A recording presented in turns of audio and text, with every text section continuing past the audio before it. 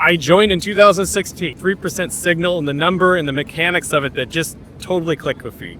I think probably a similar story to many folks is being with a financial advisor and seeing the market go up and seeing trailing returns and just being so frustrated with that. So that was sort of the on-ramp. And around that time, so right then started 3-sig and started 6-sig.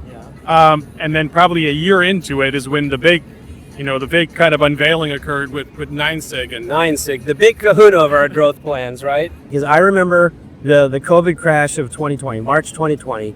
I mean, it looked like the market was going to just keep going down at that rate of that March, and it got to a lot of people. And we spoke at that time, and you stuck with it. I mean, that time was certainly unnerving, and I think the human instinct is when the market is going down, you then extrapolate further. That's all you can see is that extrapolation point. Yes. And I mean, your communication to me at that time was very comforting because, again, I mean, I was committed to the plans, but in the commitment, also you're like, there's this other thought of like, if I know the market is, I'm fully convinced tomorrow it's going to go down and it goes down. And then you're like, well, what the heck? Yeah. But then I think you really helped me during that time of, understanding kind of the, what you want to call it, strategy, game theory around, well, so first off, if you sell, that's the exact opposite of what,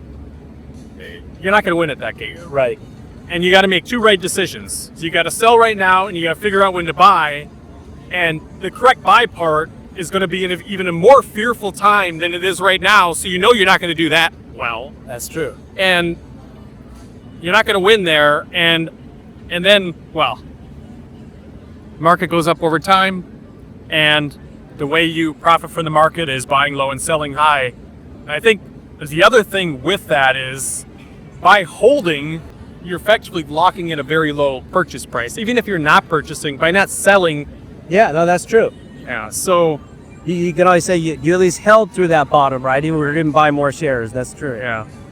Many times, over and over again, through my time with the Kelly Letter, your thought process around the market was, how do you say it, was a counter argument, a counter thought process, and many times turned out to be right. When the sentiment is so low, all that stuff is already baked into the price. Yes. So a little bit more bad news isn't probably going to move it much, but hey, ultimately we will get good news. And just a small amount when fear and greed is very, very low is going to make the market go up. Yeah. So I think that thought process has really stuck with me. And I don't think a lot of people really talk about that very much. No, they don't. They should talk about it.